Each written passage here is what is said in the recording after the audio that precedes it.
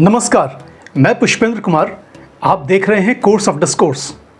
बीते दिनों एक परिचर्चा में वर्तमान राजनीति के गिरते स्तर और गुणवत्ता को लेकर चिंता जताई जा रही थी, जिस पर मैंने कहा कि 1967 आम चुनाव के बाद हमारी संसद में पुरानी पीढ़ी के संभ्रांत, संपन्न और सामंत पृष्ठभूमि के नेताओं की जगह पहली बार साधारण पृष्ठभूमि के नेताओं का संसद में प्रवेश हुआ। संयोगवश इसके बाद की राजनीति को राजनीति के अपराधीकरण और राजनीतिक भ्रष्टाचार की नींव माना जाता है। एक रोचक सवाल यह है कि भारत की राजनीति और लोकतंत्र की गुणवत्ता क्या इसलिए कथित तौर पर गिरने लगी कि हमारी संसदीय व्यवस्था में अशिक्षित और कमजोर पिछड़े वर्ग के और ग्रामीण पृष्ठभूमि के सांसदों का प्रतिनिधित्व बढ़ने लगा? जवाब है नहीं। असल में राजनीति का अपराधीकरण और राजनीतिक भ्रष्टाचार लोकतांत्रिक मुख्यधारा में इसलिए आ गई क्योंकि सरकारों के कामकाज यानी परफॉर्मेंस की जगह प्रतीकों यानी सिंबलिज्म और उत्पादकता बढ़ाने वाली नीतियों पर लोकप्रियतावादी घोषणाओं का महत्व बढ़ता चला गया।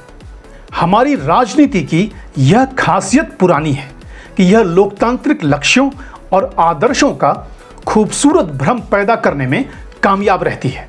राहुल गांधी जितने बड़े और सब कुछ बदल देने जैसी परियोजनाओं को कहते चले जा रहे हैं, लगता है कि यह सब किसी नए देश समाज के सामाजिक, आर्थिक और राजनीतिक पुनर्जागरण की प्रस्तावना हो। वे भी बहुत अधिक और बहुत तेजी से करना चाहते हैं। राहुल गांधी संपत्ति पुनर्वितरण को जिस असमानता से जोड़ना और जिस जातीय जनगणना से साधना चाहते हैं, वह अपनी जटिलता के कारण अराजकता में बदल सकती है।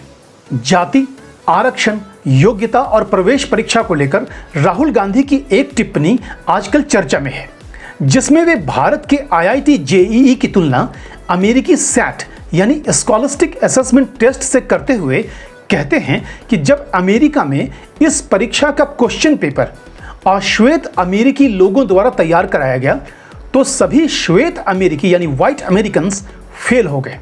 इसी तर्ज पर राहुल गांधी का मानना है कि भारत में IIT एंट्रेंस एग्जाम का क्वेश्चन पेपर यदि कथित दलितों द्वारा तैयार किया जाए तो इससे समाज के वंचित छात्र इन संस्थानों में प्रवेश पा सकेंगे।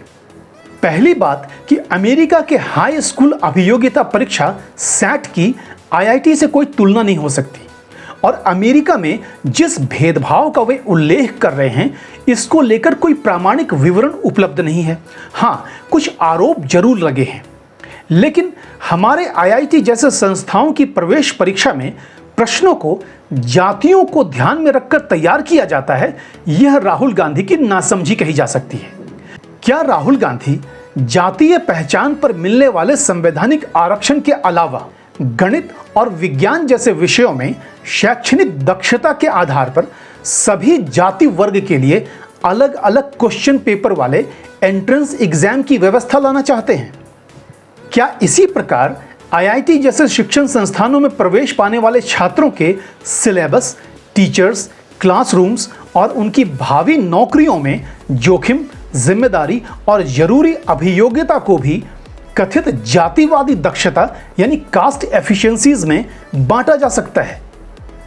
15 साल अमेठी में सांसद रहे राहुल गांधी शायद जानते हो कि उत्तर प्रदेश में बीते दशकों में सरकारों के बदलने के साथ सरकारी नौकरियों के लिए होने वाली परीक्षाओं में सफल होने वाले होनहारों की जातीय और सामाजिक पृष्ठभूमि भी बदल जाने के आरोप लगते रहे हैं।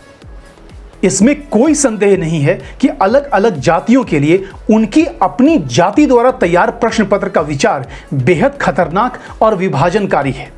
इसकी तुलना अंग्रेजी सत्ता में 1919 के मॉन्टेग्यू चेम्सफोर्ड अवार्ड और फिर 1932 में मैकडोनल्ड अवार्ड द्वारा दलितों और मुसलमानों के लिए अलग अलग निर्वाचन प्रणाली की व्यवस्था से की जा सकती है, जिसने भारत में सामाजिक और सांप्रदायिक विभाजन को गहरा किया। मुस्लिम लीग ने इसी सांप्रदायिक निर्वाचन की बुनियाद पर सियासी गति और सांप्रदायिक कुमति पाई। अंततः पाकिस्तान बन गया।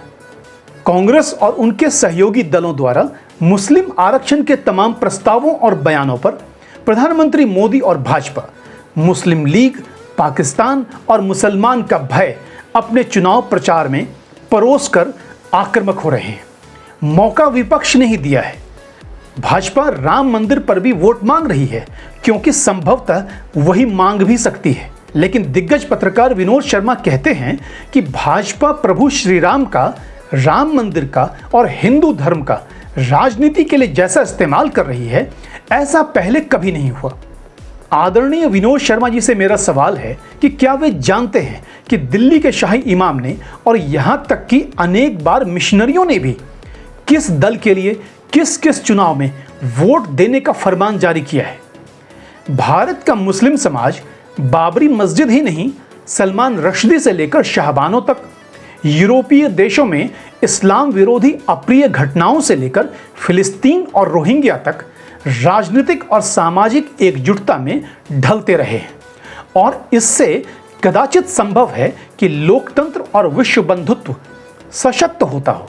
लेकिन भारत की सांस्कृतिक पहचान और विरासत के आराध्य श्री राम के नाम पर लोक चेतना का कथित ध्रुवीकरण लोकतंत्र को कमजोर कैसे करता है। आश्चर्य नहीं है कि पुरानी उपेक्षित अयोध्या और संकरी बदहाल काशी में सांस्कृतिक गौरव महसूस करना भी बौद्धिक विलासिता हो। आरक्षण पर लौटते हैं। आरक्षण का आधार और सामाजिक पिछड़ेपन की गणना हिंदू समाज के ऐतिहासिक भेदभाव पर आधारित है, जिसमें हिंदू समाज के भीतर आपसी सहजीवन और सहसंबंध परखा जाता है। लेकिन मुझे विनोद शर्मा जी से जानने की इच्छा है कि मुस्लिम जातियों को आरक्षण यदि हिंदुओं के जातीय भेदभाव का समाधान करने वाले उसी संवैधानिक आरक्षण फॉर्मूले के भीतर दिया जाता है, तो मुस्लिम जातियों के सामाजिक पिछड़ेपन की गणना क्या हिंदू जातियों के साथ उनके सहजीवन और सहसंबंध के आधार पर की जा सकती है? मुस्लिम जातियों के लिए आरक्षण का आधार यदि जातीय पिछड़ापन है, तो क्या मुस्लिम समाज की जातीय व्यवस्था इस्लामिक सिद्धांतों पर सही या वैध है? मैं मानता हूं कि भारत में धर्मांतरित हुए लोगों को मुस्लिम समाज में भी जाति व्यवस्था प्राप्त हुई, जो भारतीय इस्लाम को अलग स्वरूप में गढ़ता है। प्रश्न यह भी है कि यदि मुस्लिम आरक्षण का आधार पेशागत पिछड़ापन है और वहां जाति नहीं है, तो फिर हिंदू समाज में पेशागत पिछड़ापन नहीं है, चाहे वह किसी भी जाति का हो, यह कैसे साबित किया जा सकता है? यानी मुस्लिम आरक्षण का विचार और प्रस्ताव सामाजिक पिछड़ेपन के जातीय आधार पर आरक्षण की पूरी अवधारणा को खारिज करता है। आरक्षण की वैधता और औचित्य को लेकर कोई संदेह नहीं है, लेकिन सवाल है कि जब 10 सालों के लिए आरक्षण की व्यवस्था अपेक्षित परिणाम नहीं दे सकी, आज भी जातीय असंतोष और जातीय अन्याय के दावे और सच मौजूद हैं, तो यह परीक्षण क्यों नहीं होना चाहिए कि जाति विहीन या भेदभाव मुक्त समाज के निर्माण के लिए हमारा संविधान कितना सफल है या भविष्य के लिए उसमें क्या बदलाव आवश्यक है। रोहिणी कमेटी ने 2018 से पहले के 3 सालों में विश्वविद्यालयों, IIT, NIT, IIMs, एम्स समेत विभिन्न केंद्रीय शिक्षा संस्थानों में OBC एडमिशन और केंद्र सरकार की नौकरियों के आंकड़े देखे। कमेटी ने कहा कि केवल 25% OBC जातियां OBC के लिए आरक्षित सभी नौकरियों और शिक्षा संस्थानों की 97% सीटों पर काबिज थीं। केवल 10 OBC जातियां इन नौकरियों और शैक्षणिक संस्थानों के सीटों के 25% पर लाभान्वित हुई। 983 OBC जातियां, जो कुल OBC समाज का 37% हैं, नौकरियों और शैक्षणिक संस्थानों में उनका प्रतिनिधित्व शून्य है। क्या राहुल गांधी, अखिलेश या तेजस्वी यादव जातीय आरक्षण की इस असमानता का कोई समाधान दे सकते हैं? मुझे लगता है कि राहुल गांधी को संपत्ति पुनर्वितरण से लेकर जातीय जनगणना तक और उनके न्याय पत्र में घोषित तमाम वायदों के आर्थिक लागत की तुलना में उसके सामाजिक लागत और राजनीतिक लागत का मूल्यांकन जरूर करना चाहिए।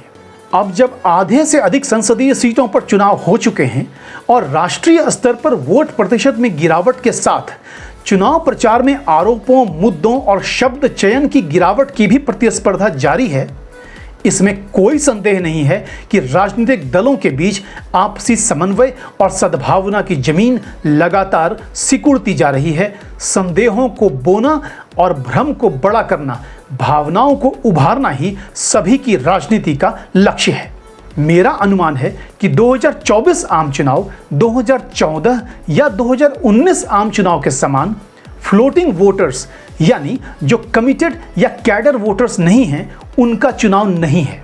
ये फ्लोटिंग वोटर्स संभवतः महसूस कर रहे हैं कि इस चुनाव में कोई वेव नहीं है, या परिणाम लगभग तय हैं, या उनके हितों या मुद्दों के सापेक्ष कोई भी खेमा विशेष उम्मीद नहीं जगाता।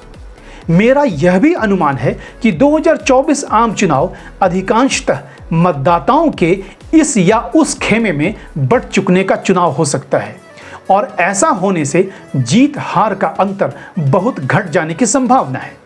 यानी 2024 आम चुनाव सत्ता और विपक्षी दलों के बीच सीटों और लोकप्रिय मतों के अंतर दोनों पर असर डाल सकता है। आपने द कोर्स ऑफ डिस्कोर्स देखा, इसके लिए आपका बहुत बहुत धन्यवाद। कोर्स ऑफ डिस्कोर्स को लाइक, शेयर और सब्सक्राइब कीजिए। नमस्कार।